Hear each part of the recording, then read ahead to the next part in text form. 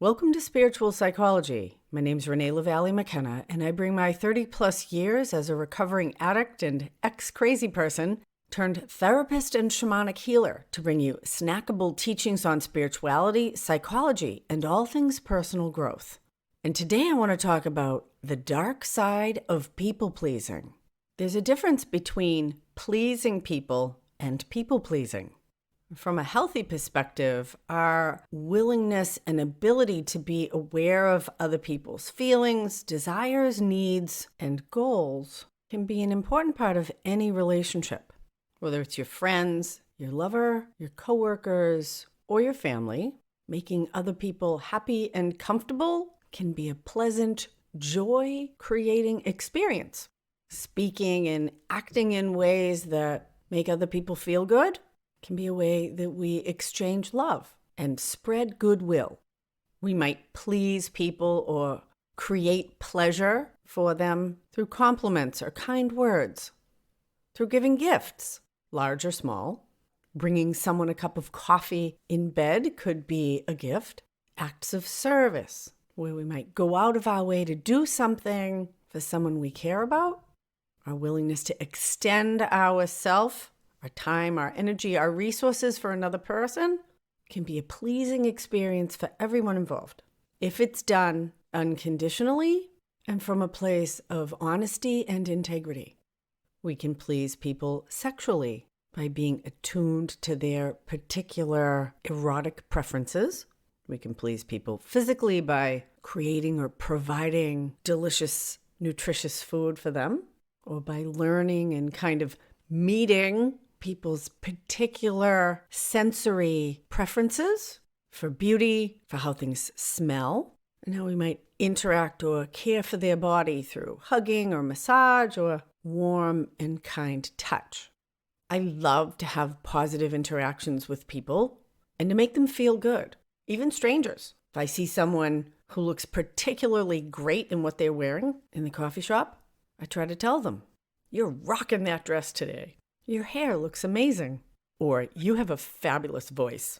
I was in a smoothie shop the other day with my teens, and the woman at the counter had this amazing Jamaican accent, like a vat of sweet, warm cream. Not just the accent, but even where the language comes from is like deep in her chest. I talk out my nose. And I kind of gushed on her about her amazing voice, and she called her husband over, and we had a really nice exchange about beautiful accents. And the couple, good at customer service, said some pleasing things to me as well. The husband called me lovely lady, and we shared a very pleasant or pleasing exchange. I left smiling, and they were smiling when I walked out. So the desire to please others is a way to share and exchange positive energy. But for a lot of people, myself included, people-pleasing has a dark side. And maybe we call the healthy, constructive aspects of it pleasing people, which generally has no other motive than spreading goodwill. And people-pleasing is the subtle or not so subtle shadow side of making nice. People-pleasing is doing or saying things that we think other people want to hear, that are actually not connected with what's true for us. And rather than being rooted in true love, generosity, and openness, people-pleasing is rooted in fear, lack, limitation, and unworthiness. When I do or say things to bring pleasure to others from that vulnerable, unattached place, everyone leaves feeling good. When I'm in people-pleasing, if I'm self-aware about it, it usually breeds resentment and even some level of insecurity. Early in my life, I was a natural people-pleaser. There was no introspection or room for honest feedback in my family, and I learned early that if I told my mother what she wanted to hear, then things would be smooth. And if I told the truth, particularly if it was difficult or uncomfortable, there would be big problems. And so the message was, if I give people what they want from me, then I will be cared for. And anything about myself that makes other people uncomfortable Well, you better just put that shit away because people don't want to hear it. And they'll reject you, and they'll shame you, and they'll tell you you're bad or crazy. Now, that's not my experience today, but that was what I internalized as a kid. And people-pleasing is certainly reinforced throughout our culture. Throughout early life, children are rewarded for being compliant, for doing what mommy and daddy want, for figuring out what the teacher wants from them, and if we give the teacher what we want, we get an A. And the same happens in sports, in churches, in social and peer groups. Now, being able to adapt to the many different dynamics and kind of mini cultures, any group of people could be seen as a little culture, is a life skill that we need to develop as humans. Being able to get along with others often requires us to adapt and modify our own wants, needs, and desires to kind of fit in with the larger system so that everything can flow smoothly. The old idea of when in Rome, do as the Romans do. And it could be understood as a basic human need to be part of a tribe, a group, a family, or a community. But when that comes at the expense of our own authentic self, and we need to cut off or disown aspects of who we really are or our own deepest truth, then that's when it becomes destructive and pathological. Because our work here is to be ourself. We are individual units of consciousness in a larger consciousness system, and our work, what we offer and bring to any situation, optimally is our truth. Now, how we bring that truth and when we bring that truth in an effective, helpful way is a skill set most of us need a lot of work with. But when we lie or withhold the truth, even emotionally, or pretend we're something that we're not, then we're usually manipulating and controlling from a place of self-centered fear, which is subtly destructive rather than bringing who we really are, which is always constructive. There's a principle I stand on, which is the highest good for one is the highest good for everyone involved. And the highest good is not always comfortable in the short run, but the highest good is generally better in the long run. So my first relationship was long and intense for my age. I dated this guy from the age of 14 to 20. And there was a lot happening for me during that period, really struggling with addiction, a serious eating disorder, depression, and generally being a fucking train wreck in almost every area of my life. I became super isolated and over time gave up most of my friendships, and it was just me and my boyfriend. And he stayed with me through a lot of really dark times and did a lot to try to please me. And I felt like I owed him for that. Probably the most codependent relationship I've ever had. Well, there's a couple top contenders for the codependency award in my life, but that's another podcast. But although I stayed with him for 6 years, it would have been much more honest and healthy for me to break up with him about year 2. But he was emotionally dependent on me, and our families and the friends that I had peripherally all expected us to get married. And I was so disconnected from my own feelings, from what was true for me. And I didn't know that how I felt was important and valid. And so I just did what I thought was the right thing, which was to try to make him happy. And so I acted like a good girlfriend. I went into a deep depression because I was withholding all of my own emotional truth and rejecting it. And although it all looked good on the outside, I actually came to resent and maybe even hate him. Secretly, of course, but it was a pretty toxic secret. I tried to break up with him once, and he lost like 20 pounds and begged me to stay with him, which was pretty good for my ego, but terrible for my emotions and my spirit. And so I stayed with him because it was good for him, because I didn't think I had a good enough reason to leave if it was going to make him feel bad. And because I had fear that if I left him, maybe no one else would want me. And somewhere in there, I discovered masturbation, and I stopped having sex with him. We had actually had a pretty good sex life, but the level of negativity and resentment that built and built from my emotional dishonesty and actually abandoning myself killed my desire to open to him in any way. And when he would ask me what was wrong, I would just say, I don't feel good. And that was true. I didn't feel good. It's not unusual how things manifest if we don't deal with them directly. And spiritual and emotional issues will absolutely come out as physical ailments if we don't have the courage, the resources, or the awareness to be honest.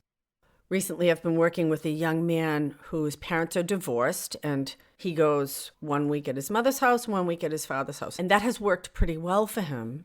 But he just turned 18 and graduated from high school, and we began to talk about how long he was going to continue to act as a dependent child, going back and forth between the parents' houses. And he actually prefers to live at his father's house, but he was afraid to tell his mother because he didn't want to hurt her feelings. We had a lot of talk about including what he wanted, and he came up with a whole list of physical, practical reasons why it would be better if he was going to talk to her about why he should live with his father.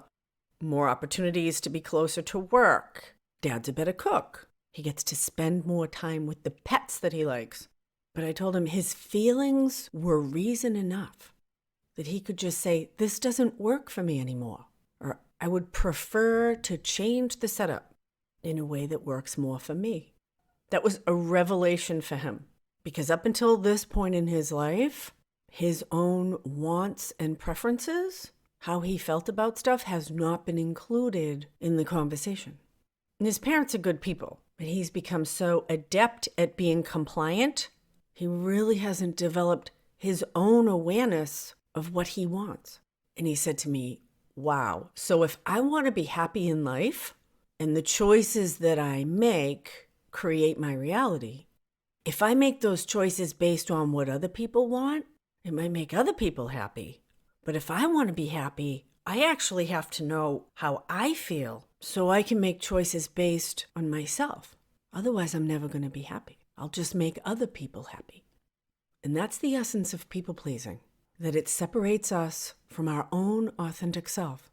And it's often rooted in the belief that who we really are is unlovable, unacceptable, or not good enough. And that the only way we'll get our needs met is by trying to be what other people want. And this is a terrible, tragic lie. And it creates tremendous suffering and dysfunction, both within ourselves, in our relationships, and in our family and community structures. And it reinforces the fear that we are unlovable. Because if we don't actually reveal our authentic self, as quirky and funky as it might be, then that authentic self can never be loved. And we create a mask, a socially acceptable version of ourselves that we share with other people or show to them. And that's what they respond to. And we know deep in our hearts that the part of us they think they love is a fake. Now, the fear is if they really knew me, they wouldn't love me. But I'm reinforcing that terrible idea within myself because I'm rejecting my own truth. And I expect others to do the same. And as difficult as it is to tell the truth emotionally, physically, sexually, professionally, familially, we are all connected. And the highest good for me is the highest good for everyone involved. And the truth for me calls everyone to a highest truth because we all share on a deep level. Now again, how we tell the truth, when we tell the truth, that's a skill set. And I often need to do a lot of back-end work to be able to show up in an authentic way that's productive and helpful. But how other people feel about my truth is actually not my business. My job is to take care of my side of the street and to share that with others and to allow them to have their own authentic experience with it. Now, in relationship, that often requires the other person to change, and they can either grow with me in greater honesty, integrity, and authenticity. They might act out in shame and blame me for their feelings. That's what my mother did, which was her dysfunction. And we did stop that pattern by the end of her life, I will say, thank God. But it also might call for the relationship to end. But when I show up and tell the truth, I am actually fully participating in the unfolding evolution and mystery of life. And when I withhold my truth to control and manipulate, I'm giving myself a death message on a soul level. Now that might sound dramatic, but having been suicidal more than once because I felt hopeless, the life force has only returned to me by discovering what was actually true within myself and bringing it out and letting it create positive change in my life. And my truth is, I like to please people, and I like it when people please me. But to the best of my ability, I don't people please anymore. I did a podcast on emotional honesty, number 12, if you're interested in diving a little deeper into that. And I encourage you to consider where you might be people pleasing in your life, if it actually serves you, and what would you need to do or change to be more authentic in those areas or relationships. Thank you so much for listening. My book, Allies and Demons, is available on Audible, including the 15 basic practices or inner journeys of spiritual psychology. So you can do this work at home. You can also find a link for a free download of the first chapter in written form in the show notes. Thanks as always to my supporters on Patreon. And shoot me an email if you want to find out more about how spiritual psychology